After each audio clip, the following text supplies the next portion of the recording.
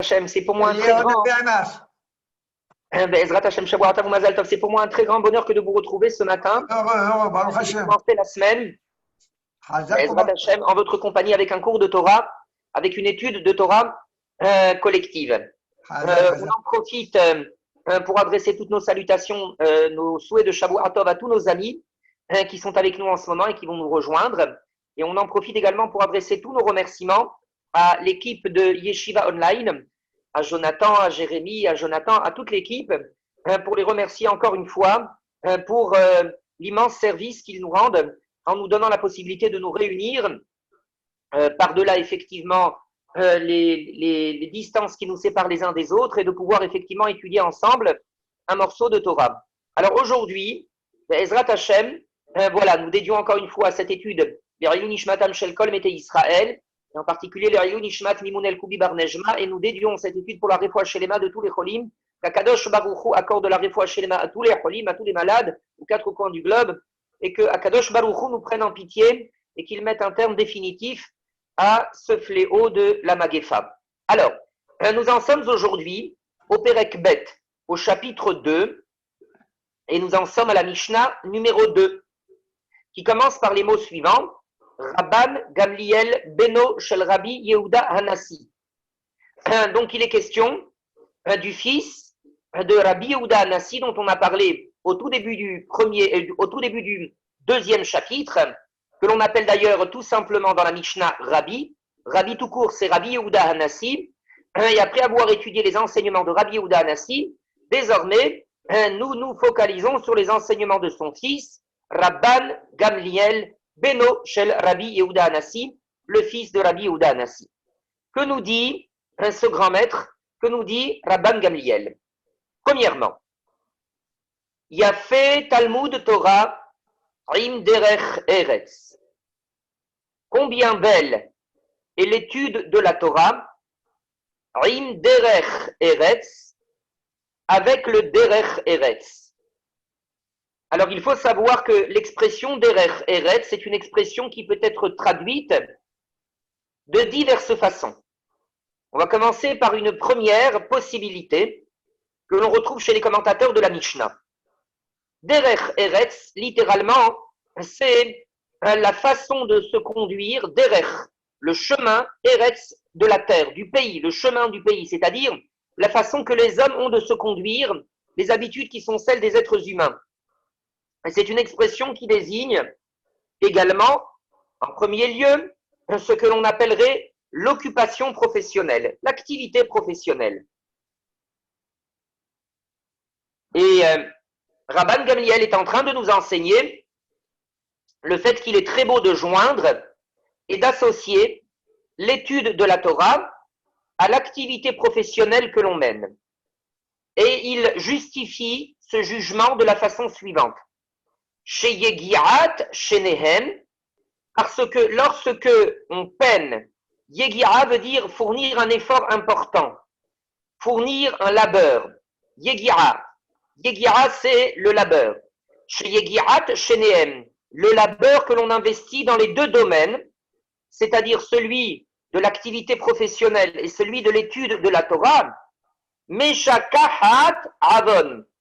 Littéralement, ça fait oublier le Avon, la possibilité de faire le mal, la possibilité de transgresser la volonté d'Akadosh Baruch Hu et de commettre des Avonot, de commettre des Averot, de transgresser la volonté d'Hachem. Le Barthénora, le grand commentateur de la Mishnah, explique cet enseignement de la façon suivante. Il commence par dire tout d'abord Derech Eretz, Melacha, Osehora. Il est question ici d'une activité artisanale ou d'une sechora, c'est-à-dire d'un commerce que l'on pratiquerait, c'est-à-dire, en d'autres termes, les activités, les occupations professionnelles qui étaient celles que l'on pratiquait à l'époque. Mais aujourd'hui, on peut apporter, on va dire, d'autres exemples. Chez Yegirat, chez Nehem et Shakachat Avon. La peine, le labeur que l'on fournit dans les deux domaines fait oublier la faute. Le Rab Obadia de Barthénora explique chez HaTorah, Mateshet Kocho Shel Adam. D'un côté, l'étude de la Torah est suffisamment, on va dire, intense pour littéralement fatiguer la force de l'homme. Et par ailleurs, La melacha, c'est-à-dire l'activité professionnelle, mefarechet ou meshaberet et agouf, elle est littéralement, elle brise le corps, c'est-à-dire qu'elle fatigue. Ou mitorkach, et par voie de conséquence, yetzer hara batel mimenu. Le yetzer hara n'a plus de prise sur l'individu. Expliquons ce que veut dire le Barthénora. Lorsque un individu mène son activité professionnelle, il va au travail, et puis ensuite, effectivement, il a des moments de libre. Alors, durant ces heures de libre, il a la possibilité, effectivement, de faire différentes choses, de mener diverses activités de loisirs, de faire ceci, de faire cela, d'organiser des soirées pour jouer aux cartes, d'organiser des soirées pour aller dans tel ou tel endroit. Et là, il nous dit, si dans ces heures de libre, il est capable d'organiser, de se créer des créneaux d'études de la Torah, il est en train de faire en sorte d'éloigner et d'écarter la possibilité de faire du mal. C'est-à-dire que le Yetzer Hara ne pourra pas trouver une faille dans laquelle il pourra lui dire « fais ceci ou fais cela », essaye effectivement de dévier ou essaye effectivement de t'écarter du chemin de la Torah. Quand l'individu a son temps qui est d'une part accaparé par son activité professionnelle et que de l'autre, une bonne partie de son temps libre également, il le consacre à l'étude de la Torah, il n'y a plus de place pour l'oisiveté, il n'y a plus de place pour ce que l'on appelle en hébreu le shi'amoum, l'ennui, qui pourrait ensuite le conduire à, on va dire, à cultiver halila vechas, un quelconque vice. Et donc c'est ce que dit ici Rabban Gamliel. Il y a fait Talmud de Torah, quand on est capable d'associer l'étude de la Torah avec la pratique de l'activité professionnelle, il n'y a plus de place pour halila vechas, commettre le mal, il n'y a plus de place pour dévier. On précisera bien entendu que il faut, et c'est essentiel, consacrer du temps pour aider son conjoint pour les différentes tâches domestiques, qu'il est essentiel d'aider son conjoint pour éduquer les enfants, pour leur accorder le temps nécessaire, le temps qui est nécessaire pour leur épanouissement personnel, et que cela, bien entendu, fait partie des impératifs catégoriques qui pèsent sur l'individu. À titre personnel, je voudrais citer cet exemple-là. Je connais une ville en France qui s'appelle la ville de Strasbourg, qui est une ville qui est assez extraordinaire parce que les membres de la communauté juive, pour une bonne partie, ont un rythme de vie qui est extraordinairement bien pensé. Ils ont d'une part effectivement leur activité professionnelle. Quand ils rentrent chez eux, ils s'occupent de leur famille. Et puis, chez eux, il est naturel de consacrer un temps d'étude le soir pour se livrer à l'étude de la Torah. C'est quelque chose qui est inscrit dans les gènes de cette communauté et c'est un très beau modèle de comportement qui rejoint pleinement ce qui est écrit ici dans l'enseignement de Rabban Gamliel. Il y a fait Talmud Torah Inderech Eretz.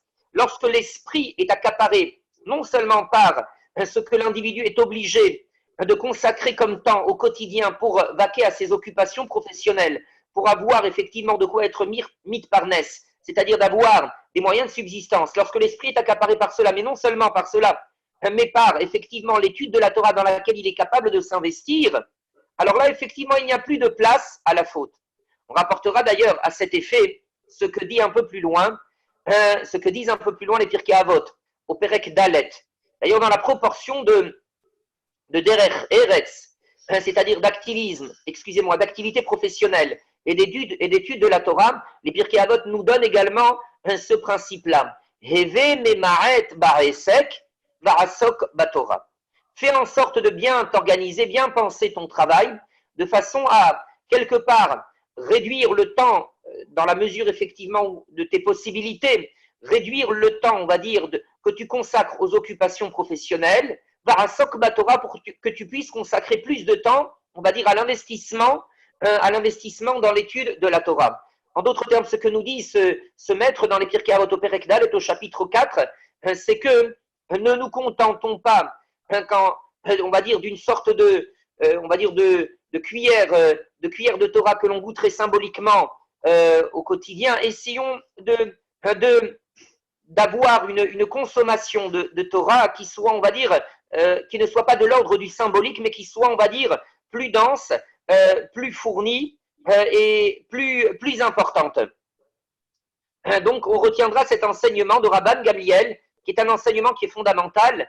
Et Ezrat Hashem, on demande à Kadosh Baruch Hu que l'on puisse tous avoir effectivement cette ambition, cette volonté de faire en sorte d'inscrire l'étude de la Torah dans une sorte de comportement naturel, dans une sorte de régime de vie, de conduite de vie naturelle, que cela puisse faire partie quelque part de notre mode de vie, parce que de la sorte, Rabban Gamliel nous le promet, il n'y aura plus de place désormais à une quelconque, on va dire, une quelconque déviation, à une quelconque transgression, et Akadosh Baruch Hu nous accordera, Ezrat Hashem, pleinement la bracha, la bénédiction qu'il octroie au Béné Israël.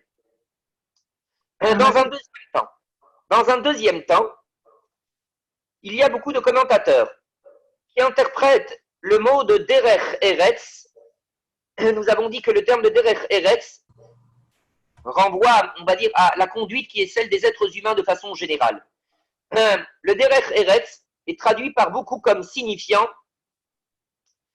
les devoirs, les exigences qui sont celles de la bienséance, du savoir-vivre, de la politesse, comme pour nous rappeler à l'ordre et nous dire combien il est beau de joindre l'étude de la Torah avec le respect et les exigences du savoir-vivre.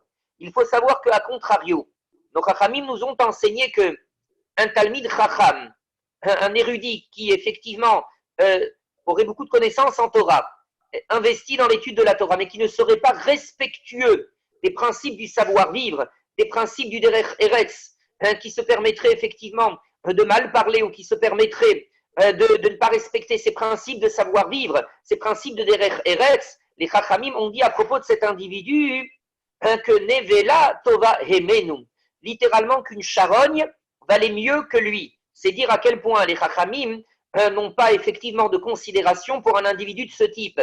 L'étude de la Torah est un véritable diadème, un véritable joyau, et ce joyau requiert de façon impérative et de façon catégorique un écrin, et cet écrin, c'est le Derech Eretz, le respect des principes du savoir-vivre, le respect des principes de la bienséance et de la politesse.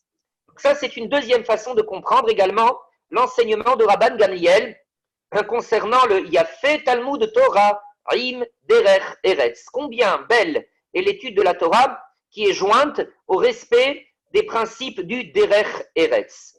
On va passer maintenant à la deuxième partie de l'enseignement. Vechol Torah, She'en Ima Melacha, Sofa Betela, Vegoreret Avon.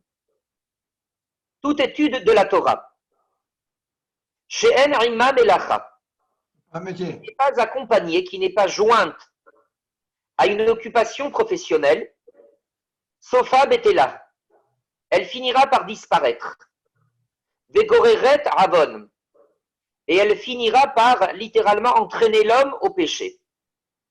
Alors on va traduire le commentaire de Rabbi Ovadia du Barthénora, qui a été écrit aux alentours du XVe siècle et qui nous enseigne. Ve'im Tomar, si maintenant, donc la première partie de l'enseignement consistait à dire qu'il est impératif de joindre à notre activité professionnelle, de joindre une étude de la Torah. C'est impératif, c'est-à-dire en d'autres termes, et je veux encore une fois insister là-dessus. Dans notre mode de pensée, on est conditionné par le fait que, en tant que Yehudi, en tant que Juif, je dois d'abord, je dois penser tous les jours à faire ma tefila, à faire ma prière. On est tous effectivement quelque part, ou tous en voie de le devenir, convaincus du fait qu'on est obligé tous les jours de notre vie de prier. La tefila, ça fait partie, on va dire, de notre état d'esprit, des impératifs catégoriques que l'on doit respecter. Mais ici, Rabban Gamliel nous a enseigné un chidouche. Il nous a dit, sache une chose, il n'y a pas que la tefila qui doit faire partie de tes impératifs catégoriques, la Torah également doit faire partie de tes impératifs catégoriques. C'est obligatoire. Tu dois absolument associer, on va dire, à ton travail, à ton activité professionnelle, et la nécessité de faire la tefila, et la nécessité d'étudier, de consacrer un temps à l'étude de la Torah. Ça, c'est impératif. Donc ça, c'était le premier enseignement de Rabban Gamliel. Deuxième enseignement c'est concernant l'individu qui voudrait effectivement se dire, eh bien moi, je ne souhaite effectivement qu'une seule chose, c'est étudier la Torah. Et je ne m'occuperai pas effectivement d'avoir une activité professionnelle en parallèle. Il y a des questions effectivement qui viennent immédiatement à l'esprit et auxquelles on va tenter de répondre dans Be'ezrat Hashem dans le cadre de cette étude. Je veux pour l'heure revenir à l'enseignement, au commentaire de Rabbi Ovadia de Barthénora concernant cette deuxième partie de la Mishnah. Ve'im tomar ye'amel batora tamid digi'ata te'e mishakahat avon. Si maintenant tu te dis, je veux être constamment dans le labeur de l'étude de la Torah, et par le biais de cette yegira, c'est-à-dire du labeur et de l'investissement que je vais fournir dans l'étude de la Torah, de la sorte j'éloignerai le péché en ayant l'esprit accaparé par l'étude de la Torah, du matin au soir et du soir au matin, j'éloignerai le péché. Umat sorech limlacha. Quel besoin ai-je effectivement de vaquer également à une occupation professionnelle? Lechach uzkak lomar. C'est à cause de cela que Rabban Gamliel a enchaîné et a dit Bechol Torah she'en haima melacha, une Torah qui n'est pas accompagnée d'une activité professionnelle, Sofa betela, elle finira par disparaître. Les fiches IF Charlot Bélo Maisonot, parce que l'individu ne peut pas vivre, c'est un être humain fait de chair et de sang, il ne peut pas vivre sans avoir de moyens de subsistance. Les fiches IF Charlot Bélo Maisonot, il a besoin de maisonnotes, de nourriture, de moyens de subsistance, et par voie de conséquence, il a besoin de cette activité professionnelle.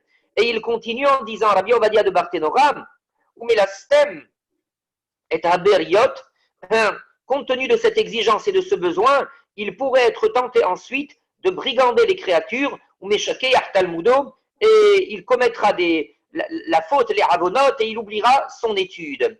Donc voilà ce que nous dit Rabbi Ovadia de Barthénora. En d'autres termes, ce que disent les maîtres ici, Rabbi Ovadia de Barthénora, ce que dit Rabban Gamliel, le maître de la Mishnah qui s'exprime ici, et qui d'ailleurs je rejoins un autre maître que l'on verra un peu plus loin, Ezrat Hashem Ublineder, qui dit Im en kemah en Torah. S'il n'y a pas de farine, il n'y a pas de Torah. La farine ici, c'est la nourriture. Pour étudier la Torah, on a besoin effectivement d'avoir de quoi se nourrir. Alors, ces maîtres expriment le fait que, effectivement, le fait de vaquer à une activité professionnelle est quelque chose qui est impératif, qui est nécessaire pour que l'individu puisse avoir des moyens de subsistance. Alors, il faut savoir la chose suivante. Donc, le principe est, il faut que l'homme ne tombe pas dans la faute. Et donc là, le risque que souligne Rabban Gamliel, c'est qu'en n'ayant pas de moyens de subsistance, il risque ensuite d'en venir à pratiquer, on va dire, toutes sortes d'arnaques ou toutes sortes, on va dire, de procédés, des procédés qui ne sont pas légaux pour pouvoir obtenir des moyens de subsistance. Et là, c'est ce qu'on appelle le ravon, c'est ce qu'on appelle la faute, c'est ce qu'on appelle la transgression dans laquelle on ne voulait absolument pas tomber, puisque, on le sait, notre mission et notre vocation sur terre, c'est de faire en sorte de respecter les commandements d'Hachem, suivant ce qu'a dit Kohelet, et à Elohim Yera, sauf d'Abar. La fin de tout le discours, c'est à Elohim Yera, crains l'Éternel, et mitzvotav shemor, et observe ses commandements. Il n'y a aucune justification qui puisse permettre à l'homme de ne pas observer les commandements et les obligations et les interdictions promulguées par Akadosh Baruch Hu lors du don de la Torah sur le mont Sinaï. Donc ça, c'est une obligation impérative qui s'impose à tous. Et cet individu, n'ayant pas de moyens de subsistance, dit le Tana, le rédacteur de cette Mishnah, il risque de tomber dans la faute, il risque de tomber dans le travers de la transgression et des ravérotes, et c'est cela qu'il faut absolument éviter. Alors, ce qu'il faut savoir, c'est la chose suivante. Rabbi Yosef Karo, qui a vécu un peu après le Rabbi Ovadia de Barthénora, il rapporte dans l'un de ses livres le fait que, compte tenu du fait que les capacités d'investissement qu'il faut fournir dans l'étude de la Torah sont extraordinairement importantes et que nous n'avons peut-être plus les mêmes forces que les générations précédentes qui, elles, avaient, on va dire, d'extraordinaires forces mentales et d'extraordinaires forces de concentration qui leur permettaient, tout en vaquant à leurs occupations professionnelles, d'avoir également la possibilité de s'investir pleinement dans une étude de la Torah très intensive. On garde à l'esprit l'exemple qui était celui de Maïmonide, qui est l'un des exemples les plus célèbres, qui est le grand maître de la halakha, celui qui a écrit le Mishneh Torah, l'œuvre qui jusqu'à aujourd'hui est une des œuvres les plus massives, les plus phénoménales de la halakha, cette œuvre qui était chérie par Rabbi Chaim de Brisk, le Gaon du Talmud, le Gaon de la Gemara qui a vécu au 19e, 20e siècle, le maître de la halakha qui était le Rambam. Chacun sait qu'il était également médecin. Mais ce maître-là, le Rambam, avait cette capacité phénoménale d'être dans un investissement total dans l'étude de la Torah qu'il pratiquait et d'avoir également cette capacité également à s'investir dans une activité parallèle. Cette force-là qu'avaient les générations précédentes, nous n'en disposons peut-être plus aujourd'hui. Et aujourd'hui, pour pouvoir effectivement donner au peuple d'Israël des maîtres qui soient, on va dire, des maîtres, de véritables maîtres de Torah, des maîtres authentiques de Torah, des maîtres qui sont véritablement investis et qui connaissent la halakha, qui connaissent le Talmud, qui connaissent les différents livres de la Torah de façon méticuleuse, de façon approfondie et pas simplement de façon superficielle. Il faut impérativement, effectivement, consacrer beaucoup d'heures de temps, beaucoup de temps pour pouvoir obtenir et donner au peuple d'Israël des maîtres de cette envergure.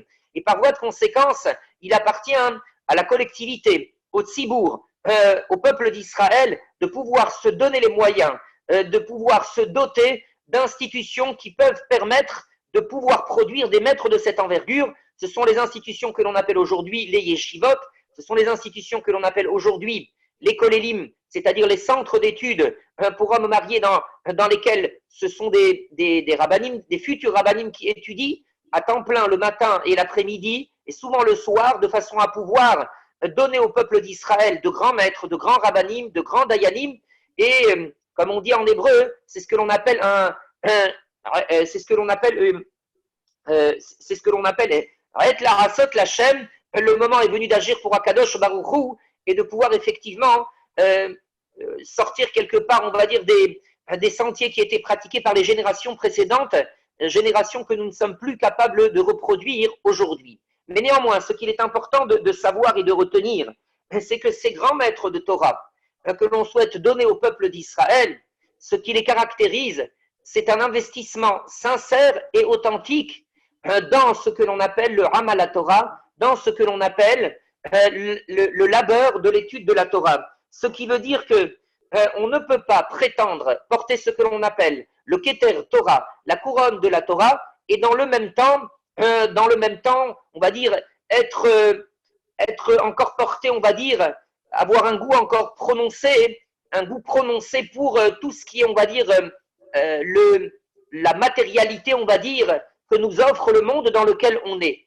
Les maîtres authentiques de Torah que le peuple d'Israël cherche à produire sont des maîtres qui, on va dire, ont suffisamment de spiritualité pour ne pas être happés par cette matérialité qui est le propre et la caractéristique du monde dans lequel on est. En d'autres termes, ce que l'on souhaite dire, c'est ce que les authentiques et véritables et sincères Béné Torah, c'est-à-dire ces maîtres-là qui s'investissent dans le Talmud Torah, leur marque de fabrique, c'est, on va dire, un certain détachement par rapport, on va dire, à ce que l'on appellerait les valeurs matérielles et un sincère investissement, une sincère abnégation et un sincère dévouement sans aucun phare, sans aucun strass, un sincère dévouement dans le Amal, la Torah, dans l'investissement et dans l'étude qui est celle de la Torah. Voilà quelque part ce que l'on peut dire en quelques mots concernant, on va dire, le changement qui s'est opéré dans les générations, changement signalé par Rabbi Yosef Karo, encore une fois, pour pouvoir produire des rabbanim de grande envergure, pour pouvoir produire des rabbanim qui connaissent le Talmud et qui connaissent la halakha, et obtenir des dayanim, c'est-à-dire des juges de grande envergure, il est impératif pour le peuple d'Israël de pouvoir donner à ces hommes-là, sincèrement investis dans leur étude, le temps nécessaire et également les moyens nécessaires pour qu'ils puissent parvenir à cet objectif-là qui est vital et qui est impératif pour le peuple d'Israël. Le peuple d'Israël a impérativement besoin de ces Talmidei Chachamim, de ces Rabbanim et de ces Dayanim pour qu'ils puissent continuer à cheminer dans l'exigeante vocation qui est celle que Akadosh Baruch Hu nous a octroyée à l'occasion du Matan Torah. Vous serez pour moi une nation tout entière de Kohanim, de prêtres, c'est-à-dire de Ravadim Lachem, de serviteurs dédiés au service d'Akadosh Baruch Hu, des Goy Kadosh, et un peuple distingué, un peuple qui se distingue par la mission qui est la sienne du reste de l'humanité. Voilà ce que l'on pouvait dire concernant effectivement cette deuxième partie de l'enseignement de Rabban Gamliel. Nous allons passer maintenant à la troisième partie de l'enseignement de Rabban Gamliel. Vechol ha'amelim im hatzibur. Quant à tous ceux, donc si vous le remarquez, après avoir dans un premier temps parlé de ce que l'on appelle le derech eretz, c'est-à-dire de l'activité professionnelle, après avoir parlé dans un deuxième temps de l'étude de la Torah, qui est impératif, catégorique, vital, indispensable, essentiel, et il parle maintenant d'un troisième pôle d'activité de l'être humain, un troisième axe possible d'activisme, c'est ce que l'on appellerait aujourd'hui le militantisme ou l'activisme communautaire, c'est-à-dire se dévouer pour le tzibour, se dévouer pour le klal, se dévouer pour la communauté. Alors, Rabban Gamliel, et qui mieux que lui peut effectivement parler de cela, puisqu'il était le leader du peuple d'Israël, il était également le fils de Rabbi Yehuda Hanassi, son père avant lui avait été le leader du peuple d'Israël, et il était en fait le descendant de toute cette lignée de Rabbanim qui étaient les leaders du peuple d'Israël. Rabban Gamliel nous enseigne Kol ha'amelim im hatzibur. Toutes les personnes qui s'investissent et qui fournissent des efforts pour la communauté. Kol ha'amelim im hatzibur. Tous les gazbarim, tous ceux qui sont des administrateurs de communauté, tous les volontaires, toutes ces personnes qui s'investissent pour le bien de la communauté, Yihyu amelim imahem leshem shamaim. Yihyu amelim imahem. Qu'ils s'efforcent de s'investir pour le tzibour, les Shem Shamaim, pour littéralement la gloire de Akadosh Baruch Hu, la gloire de Dieu, les Shem Shamaim. Le Barthénora explique ce que Rabban Gamliel veut quelque part écarter. Velo kedelitol atara lomar. Il ne s'agit pas ici pour les administrateurs, pour tous ceux qui sont dévoués à la communauté, l'okede litol atara, ce n'est pas effectivement pour s'arroger une couronne, pour dire kach vekach asiti bishvil hatzibur, voilà ce que j'ai fait et ce que j'ai fait pour la communauté. En d'autres termes, un Rabban Gamliel nous dit que tous ceux qui s'investissent pour la communauté ne doivent pas le faire pour entre guillemets, pour briller. Ils ne doivent pas le faire pour le kavod. Ils ne doivent pas le faire pour obtenir une gloriole. Ils ne doivent pas le faire pour entre guillemets, commander pour avoir une serara, comme on dit en hébreu. Ils doivent le faire les Shem Shamaim pour la gloire d'Akadosh Baruch Hu et pour faire en sorte de les Akot et Arabim, permettre au Tzibour de pouvoir augmenter dans sa pratique des mitzvot. C'est quelque chose d'extrêmement important que nous livre ici le Rabban Gamliel. Et il continue et il dit chez Zechut Avotam, Messayiatam. Il faut qu'ils sachent, tous les Roskim Rimatzibour, tous ceux qui s'occupent du Kahal, que le mérite des ancêtres, le mérite des Avot du Kahal, Messayiatam, les assiste dans leur difficile mission. Vetsid Katam, Omedet Larad. Et il faut qu'ils sachent que le mérite des ancêtres, Omedet Larad, qu'il les accompagnera, Larad, pour toujours. Vetsid Katam, il faut qu'ils sachent que les mitzvot qu'ils ont été capables d'accomplir, les accompliront Larad pour l'éternité. Il y a différentes façons de comprendre ces mots-là de Vetsid Katam, Omedet Larad. Ce que l'on souhaite dire, c'est tout d'abord expliquer et illustrer le mérite qui est celui de toutes les personnes qui se dévouent pour le Kahal. il y a en la matière un très bel enseignement qui est rapporté dans le Midrash Tanchuma sur la paracha de Mishpatim. Piskabet, au paragraphe numéro 2. Le Midrash Tanchuma nous raconte Maaseh be Rabbi Assi. Voici l'histoire de Rabbi Assi.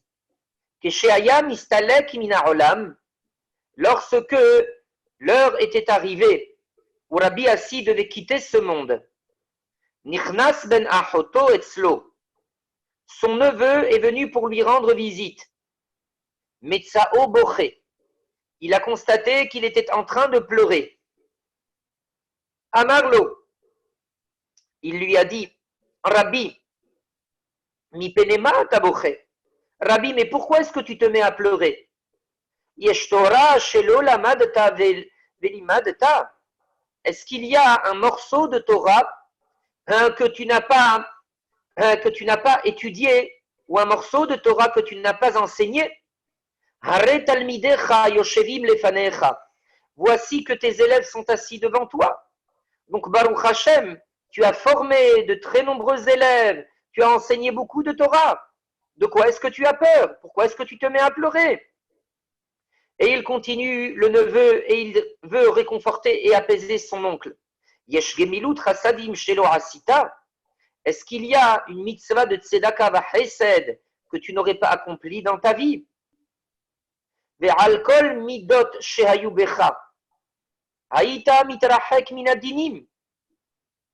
Et parmi toutes les qualités qui ont été les siennes, parmi toutes les qualités qui ont été les tiennes, Haïta mitrachek minadinim. Tu as fait en sorte de t'écarter et d'éviter d'avoir à trancher des jugements. Velo natata reshut al atzmecha. Et tu as évité, c'est-à-dire tu n'as pas voulu effectivement les hitmanot al tzorket tzibur, faire partie de ceux qui étaient chargés, on va dire, de s'occuper du tzibur. Façon de dire, en d'autres termes, quand quelqu'un est dayan, il a affaire à des situations des situations difficiles dans lesquelles il doit trancher. Ce n'est jamais toujours évident de trancher. Il faut acquitter un individu, il faut condamner un autre, et ce sont des situations difficiles. Et donc il lui dit, toi, tu n'es pas rentré dans ce type dans ce type d'activité. Amarlo, Rabbi Assi a dit à son neveu, béni mon fils, Alea Niboché, c'est justement pour cela que je pleure. Shema etendin beheshbon, peut-être que je devrais rendre des comptes dans le Bet Din Shel Ma'ala, dans le tribunal céleste, Al Shehaiti Yachol Asod Dinem Shel Israël, concernant le fait que j'aurais pu m'occuper des tzorket sibour, m'occuper effectivement des besoins du Kahal, des besoins de la communauté, et que je ne l'ai pas fait. Et peut-être que effectivement, dans le Bet Din Shel Ma'ala, on me reprochera cette indifférence par rapport à ce domaine-là. Et c'est pour cela que je pleure. C'est pour cela, effectivement, que je suis en train de me faire du souci. Voilà ce que dit le Midrash Tanchuma concernant l'importance qui est celle des individus qui s'investissent pour le Kahal, l'individu de ceux qui sont Roskim Betzorket Sibour, qui s'occupent des besoins qui sont ceux du Kahal. On garde tous en mémoire toutes sortes d'histoires qui sont tirées du Midrash, qui sont tirées de la Gemara, où nous voyons les plus grands maîtres, Rabbi Akiva, Rabban Gamliel, Rabbi Eliezer, Rabbi Yehoshua, qui étaient souvent obligés de constituer des délégations pour se rendre à Rome, pour aller effectivement intervenir auprès des autorités romaines, pour leur demander l'abrogation de décrets qui concernaient les Béné Israël. On a toutes sortes d'histoires de ce type-là qui nous sont rapportées dans les Midrashim et qui constituent un exemple très édifiant de la conduite à suivre. Toutes les personnes qui ont effectivement cette possibilité d'apporter leur concours au Kahal, qu'elles soient bénies d'Akadosh Baruch Hu, et quelque part, c'est effectivement ce que souhaitait dire ici le Tana, Rabban Gamliel. Dans le même temps, il faut savoir que si la récompense qu'Akadosh Baruch Hu octroie aux personnes qui s'investissent pour le Kahal est une grande récompense, mais néanmoins, il faut savoir également la chose suivante, c'est que les individus qui sont ce que l'on appelle des parnassim, qui sont metilim emma al yeter al hatsibour, littéralement les dirigeants communautaires, qui littéralement s'apesantissent trop sur le tzibour et qui font peser une sorte de peur sur le Kahal, les Chachamim nous enseignent qu'ils auront des comptes à rendre. On n'agit pas avec un tzibour de la sorte. Donc il y a à la fois effectivement une très grande récompense qui est réservée à ceux qui se dévouent pour le Kahal, mais dans le même temps, Akadosh Baruch Hu prévient et met en garde contre des attitudes qui seraient des attitudes excessives de pouvoir à l'égard du Kahal. On continue dans cette Mishnah et on reprend. Tous les individus qui s'investissent pour le Tzibour, qu'ils s'investissent pour le Tzibour, pour la gloire d'Akadosh Baruch Hu et pas pour un autre objectif. On rappellera ce qui est dit à propos du mot Tzibour. Tzibour, c'est l'anagramme, pas l'anagramme, mais les rachetevot, les initiales de Tzadikim, Benonim ou Rechaim.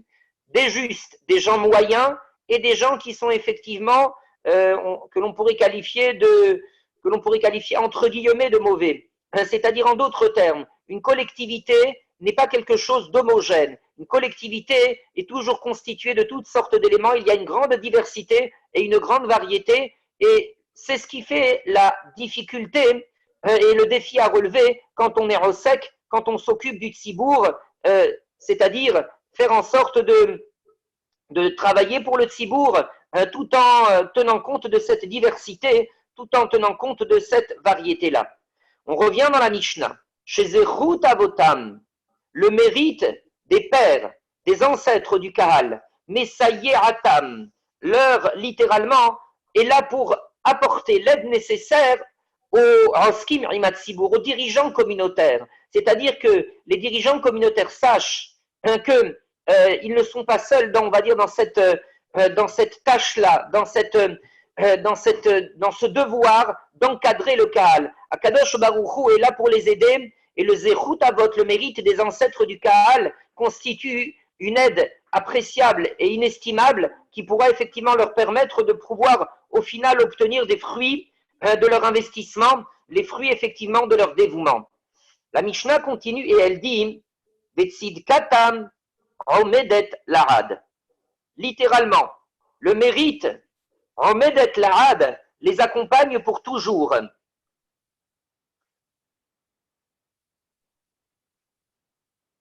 Il y a diverses façons d'interpréter ces mots-là. On va juste déjà commencer par terminer la Mishnah.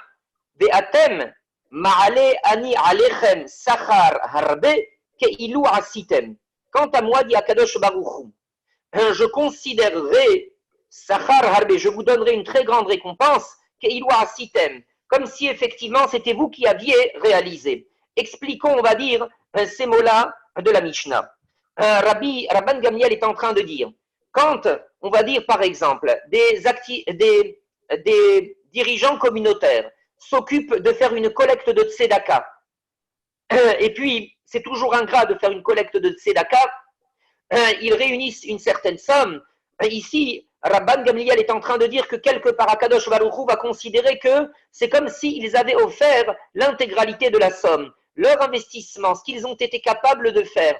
Même si effectivement, à titre personnel, ils n'ont donné qu'une petite partie de cette collecte de tzedaka, mais étant donné qu'ils ont été à l'œuvre pour réunir, on va dire, l'ensemble de ces sommes-là, Akadosh Baruch Hu leur donnera une récompense équivalente au fait que c'est comme s'ils avaient offert l'intégralité et la totalité, effectivement, de cette collecte de tzedaka. On voit ici combien Rabban Gamliel insiste pour dire quel est le mérite des personnes qui s'investissent pour le tzibour. Quel est le mérite des personnes qui s'investissent pour la communauté? Mais dans le même temps, il prévient et il met en garde en disant attention, combien ils se doivent d'agir les Shem Shamaïm pour la gloire du ciel, velo leit pa'er halila, et pas halila vechas pour tomber dans l'écueil de la recherche de la gloire personnelle ou pour la recherche, on va dire, de l'obtention d'une ambition personnelle, quelle qu'elle puisse être. Voilà ce que nous enseigne Rabban Gamliel. Encore une fois, un très grand merci à l'équipe de Yeshiva Online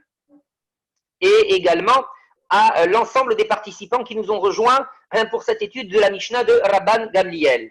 Excellente journée à tous. Shavua Tov ou Mazal Tov. Bonne journée à toi.